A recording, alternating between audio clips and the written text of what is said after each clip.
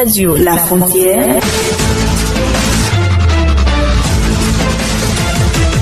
Le Flash Info. Bonjour à tous. Une nouvelle scène de manifestation a eu lieu dans la matinée de ce lundi.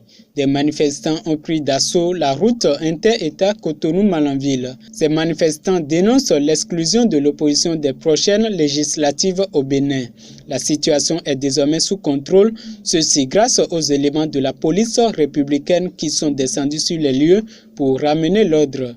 Le Bloc républicain et l'Union progressiste, tous de la mouvance présidentielle, sont les deux partis en lice pour ces élections prévues pour le 28 avril prochain. Toujours dans le cadre de ces élections, les imprimeurs qui vont livrer le bulletin et les documents électoraux ont été formés ce lundi sur le collidage.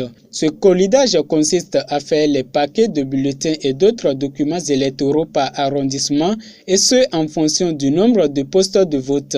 Au total, 9 imprimeurs partenaires de la Sénat ont pris part à cette formation conduite par Rufin Kodjo, directeur de la logistique à la Sénat. La formation a eu lieu au quartier général de la Commission électorale nationale autonome Sénat, 6 au stade de l'amitié générale Mathieu Kérékou. Hors de nos frontières à présent, plus précisément en France, la célèbre cathédrale Notre-Dame de Paris a pris feu ce lundi soir. La flèche et la totalité de la toiture de la cathédrale, emblème de la capitale française, se sont effondrées sous l'effet de cet incendie non maîtrisé.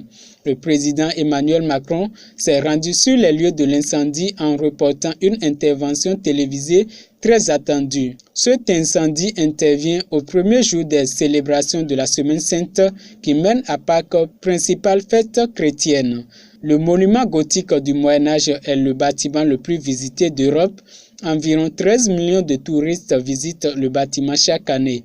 Une enquête a été ouverte par le parquet de Paris pour déterminer les causes de l'incendie. En sport, pour finir, les matchs retour des quarts de finale de la Ligue des champions démarrent ce jour avec deux grandes rencontres. Le FC Barcelone reçoit Manchester United battu à l'aller sur la petite marque 1-0 pour continuer la course.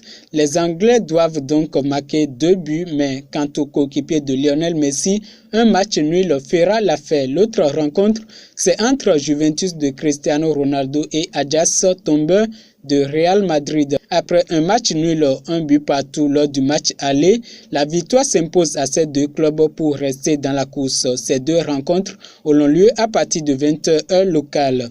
Ainsi s'achève ce Flash Info. Roland Abiola et Théonas Maunon, c'était nous. À très vite.